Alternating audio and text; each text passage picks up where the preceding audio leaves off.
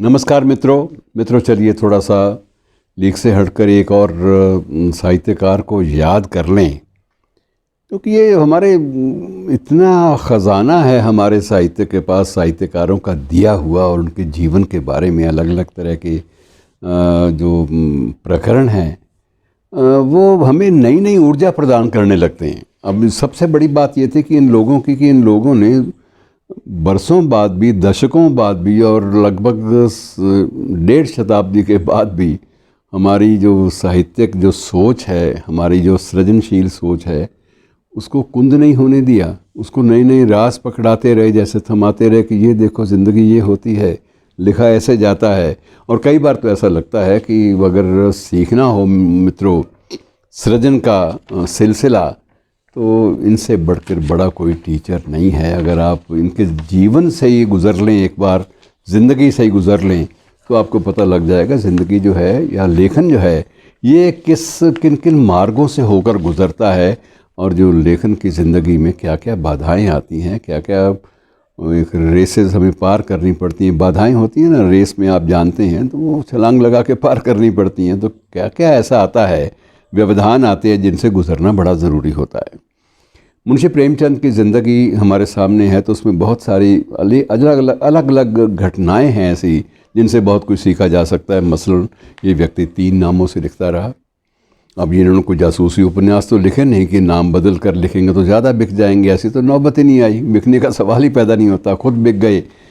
ये भी एक वक्त आया कि जब ज़िंदगी चलानी इनके लिए मुहाल हो गई और अपना प्रेस भी इनका ठप हो गया बीच में। और उस व्यक्ति का प्रेस जो है वो उसके कर्मचारी हड़ताल पे चले गए, जिस व्यक्ति ने प्रगतिशील आंदोलन की जो पहला अधिवेशन था लखनऊ में, उसकी अध्यक्षता की थी।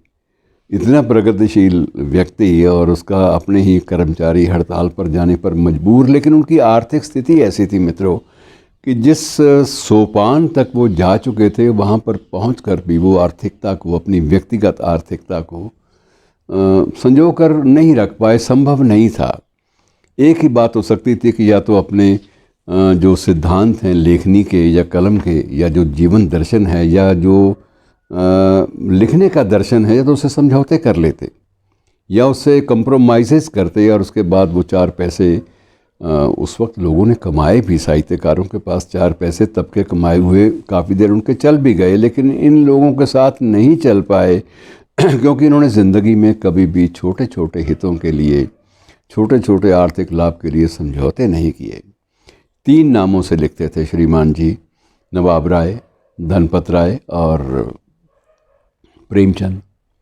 और ऐसा नहीं था कि ये चाव था, ऐसा भी नहीं था कि पहचान को वो चाहते थे कि जो स्तरहीन रचना है उसको मैं नवाब राय के नाम से दे दिया तो अब नाम बदल के लिखूँगा, बढ़िया रचना तो बात बनेगी, ऐसा भी नहीं था। अलग अलग कारण थे, और कारण यही थे कि एक बार तो ये था कि प्रतिबंध लगने शुरू हो गए थे। अब मित्रों उस वक्त कोई ऐसी कृति रचना, किसी ऐसी कृति का लेखन कार्य संपन्न करना जो तत्कालीन साम्राज्यवादी सरकार को सहन ना हो, ये बड़ा साहस वाला, दुस्साहस वाला काम माना जाता था। इन्होंने किया, और इनकी कृति सोज़े वतन, जिसका प्रकाशन जो है इन्होंने बड़ी मुश्किल से दोस्तों से 4 पैसे इकट्ठे करके प्रकाशन किया था, अपनी ही प्रेस में प्रकाशन किया था, सरस्वती प्रेस में। और वो जो प्रति है वो बाद में जब्त भी कर दी गई, और उसको सरे आम एक चौराहे पर जलाया गया ब्रिटिश शासकों द्वारा, ब्रिटिश शासकों के तंत्र द्वारा, कारिंदों द्वारा, सिर्फ ये बताने के लिए कि अगर ऐसी कृति कोई भी रचेगा तो उस कृति का भी हश्र यही होगा जो सोज़े वतन का हुआ है। तो मतलब इनकी ज़िंदगी, मैं इसलिए इन बातों का जिक्र कर रहा हूँ छोटी छोटी, कि इन्होंने कभी सहज में सृजनशीलता से या सृजन की शक्ति से या उस ऊर्जा से कभी भी समझौते नहीं किए, कभी सुविधा भोगी ये लोग नहीं बने, आदर्शों में जीते रहे। शिवरानी से अगर विवाह हुआ तो सिर्फ इसलिए कि उन दिनों में विधवा, बाल विधवा से विवाह करना इनके परिवेश में, कायस्थ परिवारों में बिल्कुल एक प्रकार से धार्मिक उल्लंघन माना जाता था, और उन्होंने उस बात को, उस परंपरा को तोड़ने के लिए शिवरानी से विवाह किया। बाल विधवा थी शिवरानी। और एक संयोग की बात थी कि शिवरानी भी एक प्रबुद्ध प्रवृत्ति की महिला निकली और इनके जीवन साथी के रूप में शिवरानी ने इनके लेखन में एक प्रेरणा शक्ति का काम दिया। और प्रेमचंद स्वयं स्वीकार करते थे कि मेरी कुछ एक कहानियों की पहली पाठक शिवरानी हुआ करती थी। और शिवरानी की जो पुस्तक है मित्रों प्रेमचंद घर में, वो वाकई एक प्रामाणिक दस्तावेज़ मानी जाती है इनकी ज़िंदगी के बारे में, इनकी जीवन सोपान के बारे में, इनकी रचना प्रक्रिया के बारे में और इनके मित्रों के बारे में।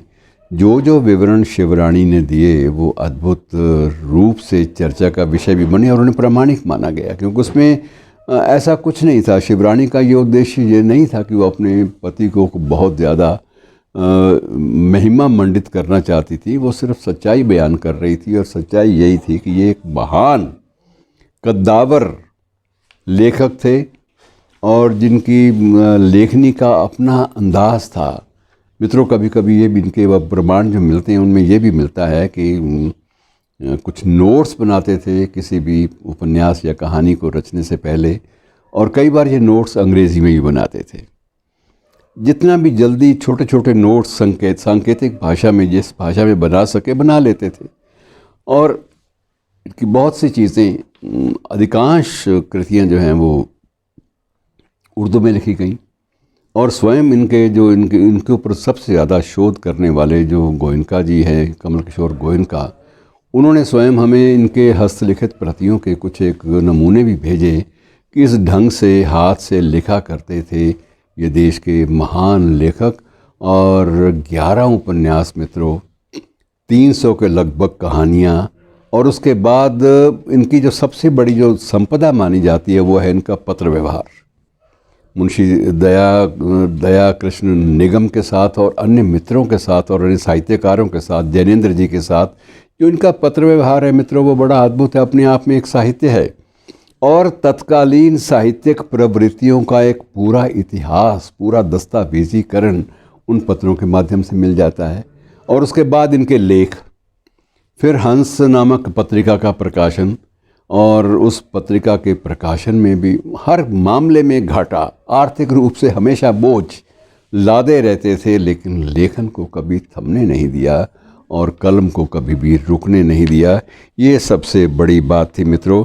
और इसके बाद कहानियों की संख्या तो मैंने आपको बता ही दी कि 300 के लगभग 250 कुछ लोग कहते हैं, लेकिन कुल मिलाकर लगभग 300 कहानियाँ। और विदेशी साहित्य का जो अनुवाद है वो भी, इनकी कृतियाँ जो हैं उनकी संख्या भी बहुत ज़्यादा है मित्रों। उस वक्त इन्होंने विश्व के जो प्रगतिशील साहित्यकार थे उनकी रचनाओं का, कृतियों का उर्दू में, हिंदी में अनुवाद जो किया वो भी एक अद्भुत दस्तावेज़ माना जाता है। और मित्रों सबसे बड़ी बात ये थी कि ये शुरुआत पता है कैरियर की कैसे हुई थी? एक बुक शॉप में सफाई करने वाले एक कर्मचारी के रूप में। और सिर्फ उस लालच एक ही था कि अगर बुक शॉप में काम करूंगा तो इसी बहाने किताबें पढ़ने को मिल जाएंगी। ऐसी महान विभूतियों को प्रणाम करो मित्रों और उनके जीवन से कुछ ऊर्जा प्राप्त करने का प्रयास करिए। धन्यवाद।